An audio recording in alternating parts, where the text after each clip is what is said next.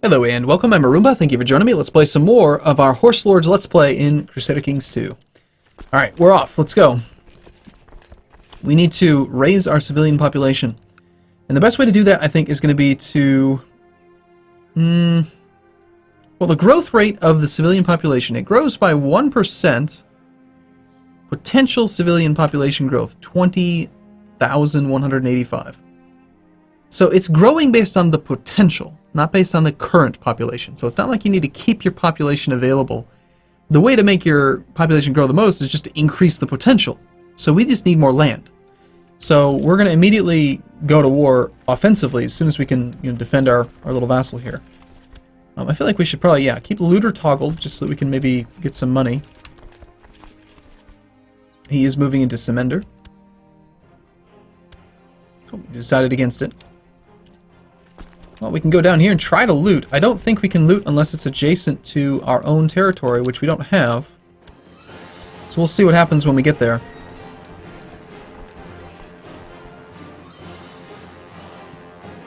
Yeah, I don't think you're gonna do so hot, dude. You bit off a little bit more than you can chew there. As long as I support our tributary. And really, I shouldn't help him too much. We do not want to lose our troops. It's not like...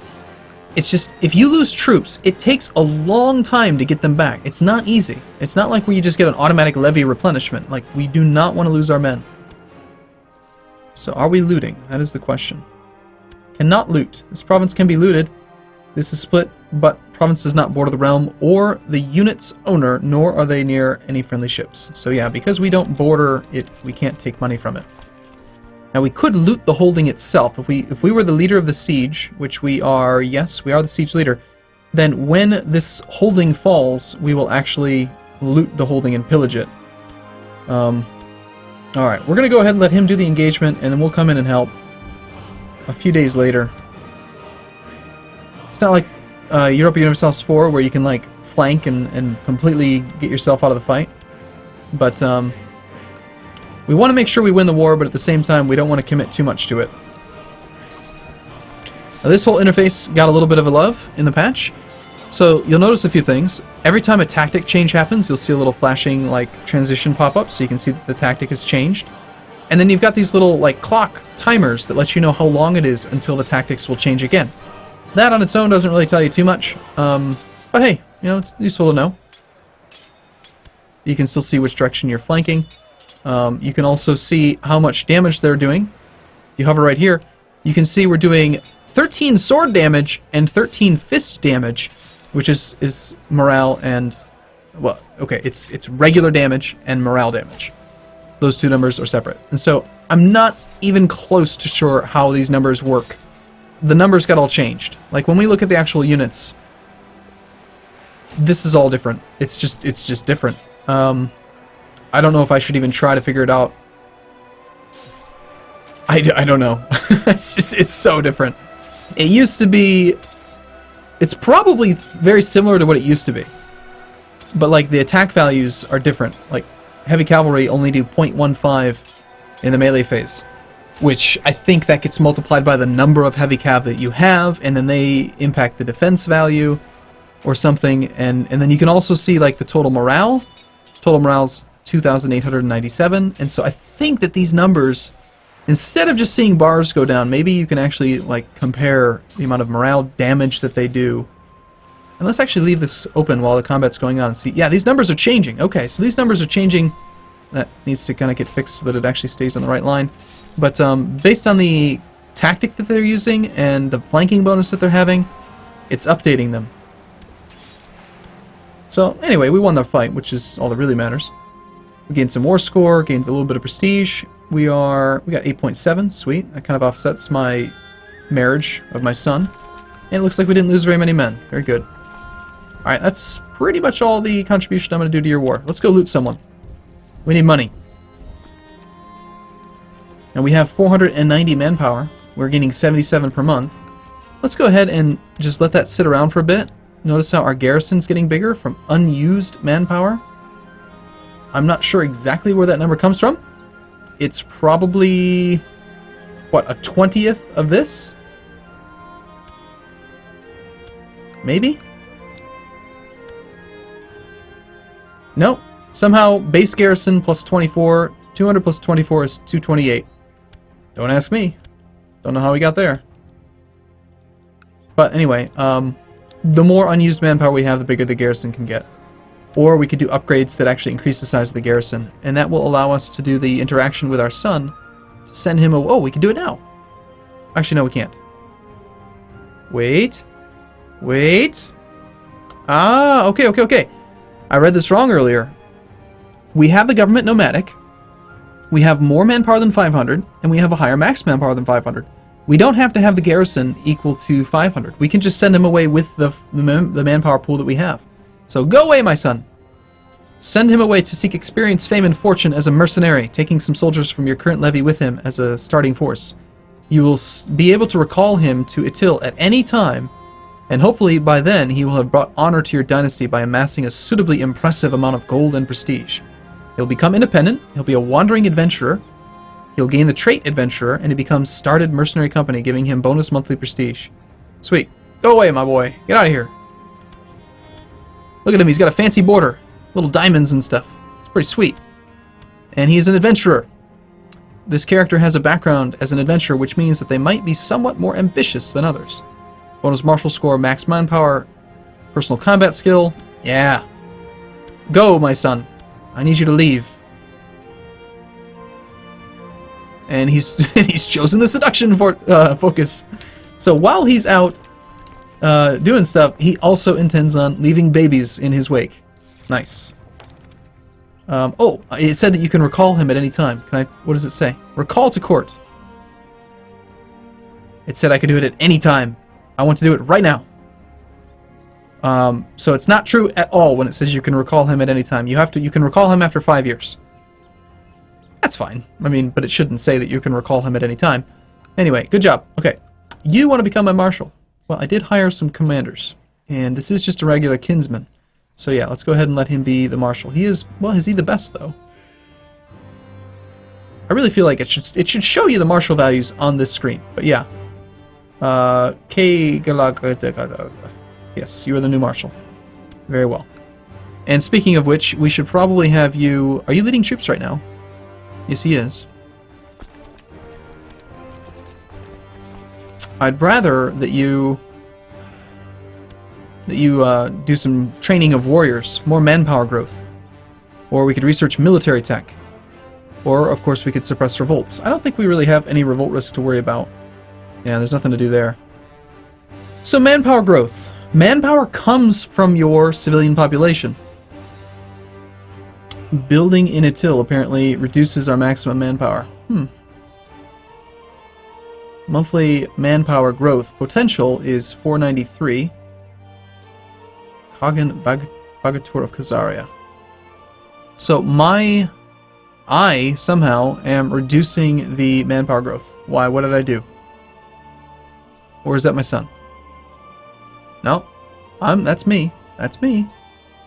So what did I do wrong? Is it because I'm building? It must be because we're building something.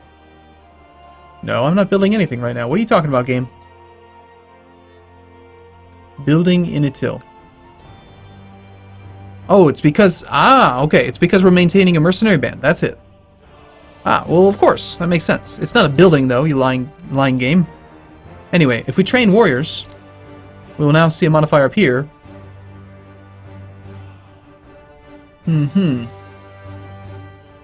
So his number of 19.5% is adding in with... Yeah. It's just 19.5%. But then there's still that. So whatever. It doesn't matter. It's growing. We're going to have more monthly manpower, which is going to reduce the rate that our civilian population grows, but that's fine. Although the civilian population is what determines our actual nomadic tax. It's based on our civilian population. So, I don't know. There's arguments for having both, really. We don't make much money, though. It's like 10 ducats a year. We're going to get most of our money from raiding. So, who can we raid? Who can we actually raid without being ruined? This guy has a meager... Well, he has 1,500 troops. And he is, I believe, a pagan? What's the supply limit here? Very low. It would not be fun to go and loot that. Can we loot somebody else? How about the Magyars? Or we could go raid... We could actually loot our own vassals. Like, we could just loot this guy. Couldn't we? No, we're not actually looting him. Okay, that's fine. Bulgar. You are not pagan. Plenty of supply here, and there's 15 ducats of loot available. Let's go up and loot him. There's also a Bulgar revolt. And there's loot available here. So you only need, just like with Viking raiding parties, you only need 500 troops to loot efficiently. So that is the Bulgar army. If we start looting, we'll become hostile to it, so we kind of want to avoid that. He is actually crossing... Is he actually going to cross a major river into Sirte? 500 on 500? You're not very smart, are you? Uh-oh, we have an independence faction. It's coming. What are we going to do about this? Independence faction. So, our spy master wants to be free. Clan sentiment, -21. What did I do to piss off your clan? He does not like my prestige. So because I did that little prestige thing, he's pissed off. I should probably get my prestige back up. Or what we could do is... oh, you're the wrong one. You are the one who's actually leading it.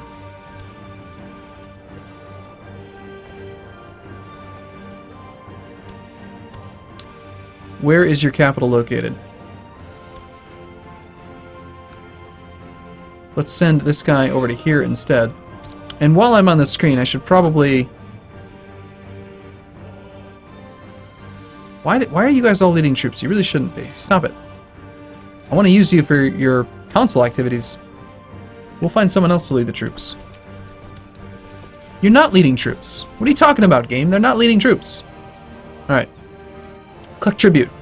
Extra contributions. This actually lowers the clan's opinion of you, though, so I don't want to do it. And it only gave me 5 ducats the last time I did it, so nah. On the other hand, we could do research economy tech, which is always fine. Or we could do local build time modifier. I'd rather just probably spread economy tech. Scheme.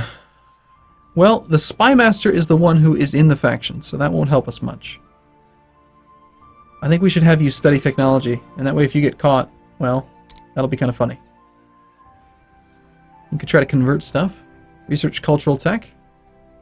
Oh, we'll research cultural tech. Alright, cool. Let's make sure that our faction... You know, our manpower is actually growing surprisingly fast. You know what? I don't think that we actually spent manpower when we hired him. I was expecting him to, like, leave with 500 troops, but all that it did was put this modifier on our capital. And I actually still feel like that number is calculating kind of funny. Modifiers... 21%, and then 11%. Like, what it should show is it should really show Kagan Bagtur of Khazaria, like, it should show minus 10% in the holding, and then it should also show plus 21%, or whatever the percent is we're getting. Yeah. So 21, we should be getting positive 11%, which is what it's showing. It's showing plus 11, but Itil plus 21, it doesn't make any sense. It's not very clear. That's okay, though. So, alright, what are we doing? I was about to do something, I forgot now. Oh, because we didn't spend the manpower, we're gonna just hire more guys. As soon as we get some money. And prestige. Alright, so now that he's gone, let's go ahead and send an army up that way. Also, something I'm very excited about, which I mentioned on the stream, is that most of the keyboard shortcuts that I added to the game in my keyboard shortcuts mod were added to the base game, which is just so cool. Army of Yake. So you belong to that guy. What are you doing? Are you raiding? I think he might be. Oh, great! The Khan of Bulgaria has declared war. That's not good. He's got 2,000 men. Apparently we're not going to be doing this. Oh my god, and he called the Caliph in. Stop doing this! Alright, so the Khan of Bulgaria is... what? How exactly did you manage this? You're just allies with the Khan? Or is this part of the first war? Ah. It's the Sultan who called in the Caliph. Well, that's not good. I mean, this is really bad. I don't like that he did that at all, actually. It's rather upsetting. Okay, we did lose 90 troops. Oh well. We need the loot. We need to take these 15 ducats. We can take them pretty quick. I don't think he's going to engage either of those armies. So clearly we're going to need to call in our allies and our vassals. We have 2250 troops that we'll accept, so call everything. Call everything. And meanwhile, we're going to go loot just a little bit. Independence faction. Yeah, we don't want that to fire right now. That would be horrible. And Khan of Bulgaria has called in Kagan into the Bulgarian liberation of Crimea. So yeah, we're facing a fairly sizable threat over here.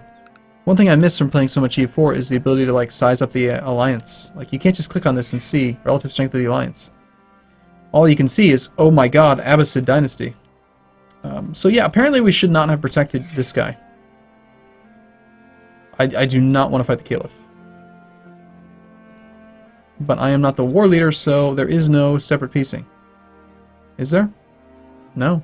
No. Just gonna have to hide our army from him. Now, fortunately, it's not like the Caliph can come in and just say, hey, we're going to take all of your land. They can really only take the province that they declared for, which is Derbent. No, that's the wrong one. Oh, wait. Are we in an offensive war? Oh, it shows you how long it's been since I played this game. You declared... Okay, Derbent is a province here, but this has got to be the duchy. And so he declared over the duchy, the liberation of the duchy of Derbent. Okay, yes, it is a defensive war. Just trying to make sure that I'm not going crazy here.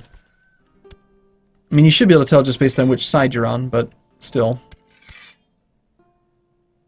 It's easy to get confused. So you have 2,170 troops, and you have 500. So we're up against like 3,000 men. And on our side, we've got our 1,250. Our steward's got 1,000 horses. He's got 500. I think we're doing just fine. I think we'll be okay. I do need to get down there and actually help out. And I do need to, get a little bit of loot in. We're getting prestige and money from doing this. And with the 40 ducats we just looted, we can actually train another army. The good stuff. Do we want the heavy cav or do we want more horse archers? I don't really know. It's really hard to decide. Here, let's select the army. We're looking at the difference between the horse archers, which are good in skirmish but horrible in melee, and the heavy cav, which are very strong in melee. I think we're going to want to focus on the heavy cav.